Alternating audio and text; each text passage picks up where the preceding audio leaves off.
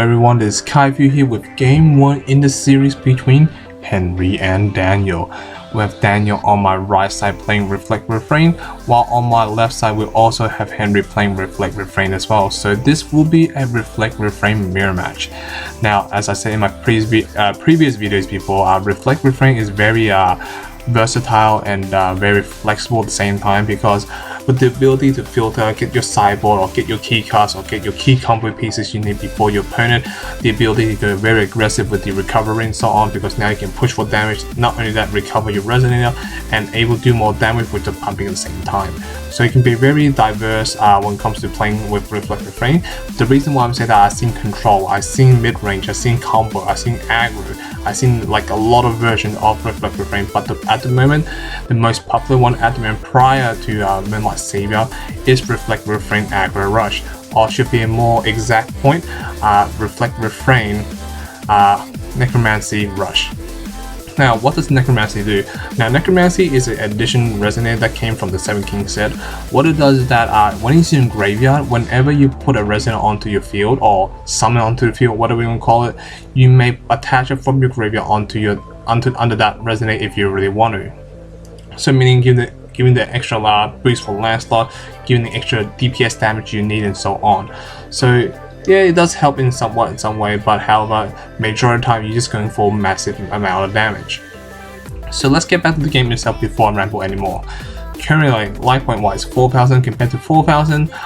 Two magic stone open, nothing on the field compared to a Guinevere on the field. So it seems like Henry, who was on the play, didn't able to draw his Guinevere. Speaking of Guinevere at the moment, he does have his Guinevere right now, so a turn bit late. So which is a lucky break for Daniel, because he doesn't have to worry about, well, you know what, I don't have to worry about your speed now, because you are a turn behind when it comes to setup, because Guinevere is the reason why you set up very quickly, able to discard those Necromancy to the graveyard to pump those landslot hit like a truck. So let's see now. 2 Guinevere on the field compared to 1, life point still the same and so on.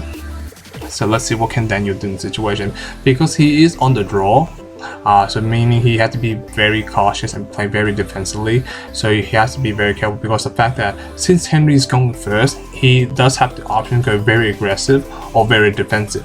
While Daniel, on the other hand, by being on the draw, he has no choice at the moment.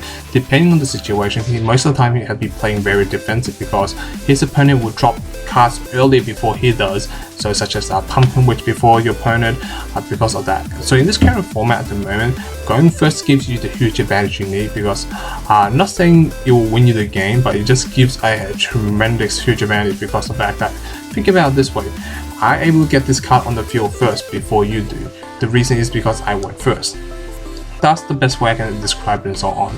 So incarnating at the moment, calling Adam Rowley on the field, sacrificing the Cheshire and the Root Gate. So Root Gate, which will allow you to search for any red resonator you need. You can search for a Lancelot, search for a Cthulhu Living Flame, search for anything you need. But he does decide to search for Lancelot for the following play later on. Lancelot, a very aggressive card in the early game, doing 600 DPS damage on the board. If you have Necromancy in your graveyard, it will be doing 800 instead. Using Cheshire to draw a card, because Adam Brolly has 5 abilities depending what color you incarnate into. At the moment, incarnating into red and blue, red allows you to do 400 damage directly to a resident on the field, and not only that, blue allows you to draw a card. So give him the extra advantage you need. Well, obviously you target one of the Guineveres, so Henry does respond with sacrificing the Guinevere, which does allow him to draw 2 new cards and discard 1.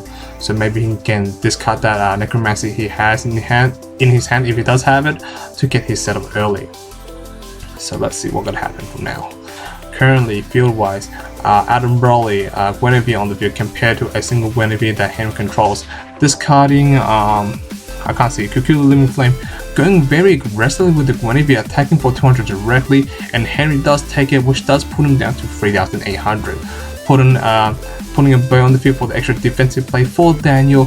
So you know what, if you attack me with anything lower than 400 attack and defense, I can shoot off with the bow, because bow has the ability by removing counter on top of it and tapping at the same time, you can do 400 damage to attacking or blocking resonator. So it can be very defensive and offensive card. And obviously recovering Guinevere, because using Reflect Refrain's effect, at the end of turn he can recover one of his cards, recovering his Guinevere for the draw power. so means doing some extra damage at the same time recovering for draw power later on. Henry dropped his own chest card, which does allow him to draw 2 new cards and put back 1 on top of the deck. However, the Moonshade does come into play, so which costs him 200 life points to produce a different color. So Moonshade usually accumulates in time, because each time you use it, it will cost you 200 life. So you have to be very careful when to use it, because if you're not too careful enough, it will cost you the game. Because as I said before, as in the long run, Moonshade will accumulate to the point that you're losing a lot of life to an aggressive format, because you want to be careful how you use it and so on. But in this situation, getting the chest card on the field, which will benefit him, which allows him to draw 2 cards as before to get his setup early. So let's see what can he do now. Currently, life point wise, 3,600 compared to 4,000 life point. We do have a chest card and a Guinevere compared to a Bow, Guinevere, and an Adam Broly. 2 matches are open for Henry to play with, so he can drop a Lancelot if he has in hand, or drop a 2-drop body to defend and so on. Or even drop a Root Gate for the Surge Power with the Guinevere combination.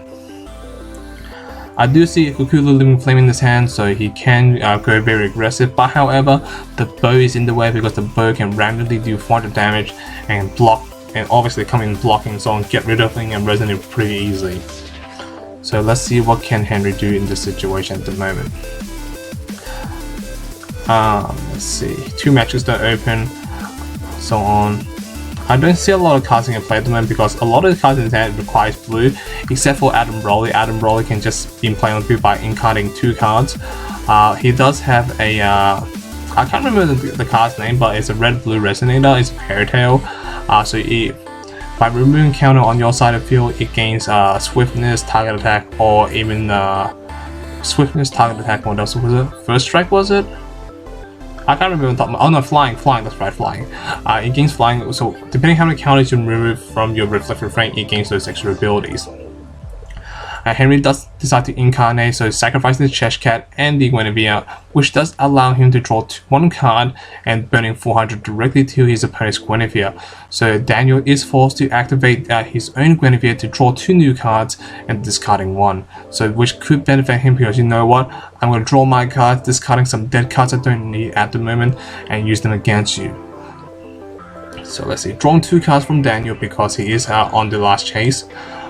Discarding the Necromancy, which is what he wanted, because Necromancy usually you do not want it in your hand. Sometimes you do, sometimes you don't, but major of the time it benefits when it's in your graveyard. So able to put that Necromancy in your graveyard, dropping a Lancelot later on and pumping out with Reflective Frame, it will get exactly 1000 points to do that 600 damage on, no, not 600, 700 damage from Lancelot's effect. We're already at the 8-minute and almost 30-minute mark now, so let's see how everything goes. This is quite a slow pace at the moment, because it is in the top 8, so both players under pressure. So because the fact that you know what, top 8 and so on, and top 4, and then etc. Only first place, second place, and third place will get invitation to Worlds, so you have to play very cautiously and not make too much misplay. So I think both players are playing very cautiously and so on. Paying 2 resource, putting the sword on the field. Now that sword is actually, correct me if I'm wrong, I think it's like a Susano, so I can't remember the top of my head, but Susano's sword allows you to, whenever dealt damage to a resident, you inflict that much damage back to your opponent. For example, Adam Broly is sitting on 10-14 damage, so as soon as it swings attack, if Daniel decides to block with any resonator, he will still be taking 14 damage, because whatever damage being dealt by the resonator who has the addition under it will inflict directly to your opponent's life point. So it can be a very powerful equipment to use against. But however, thankfully Daniel does have a Bow on the field, which can randomly get rid of the addition if he wants to. So let's see what he can do in this current situation. He's attacking directly, baiting out does he want to block or not, so but he does not block at all, because Henry knows that, you know what, if I block, you randomly pump up your Adam Broly and not using the Bow to get rid of my addition, and I'll be losing 2 cards for no reason. So he has to be very cautious what he's doing at the moment. So let's see, 3 matches don't open, so he can drop a lot of aggressive cards, because he can take this opportunity to do a lot of damage on the field. So let's see now. Paying 2 resources, dropping the Lancelot and obviously triggering the Necromancy effect, putting under the Lancelot, which is currently sitting on 8/8, and then using I'm pretty sure using the pump effect from the what do you call it? Looks like he didn't use the pump ability. My bad, guys. Sorry about that. A random pop-up just came in. Ignore that for now.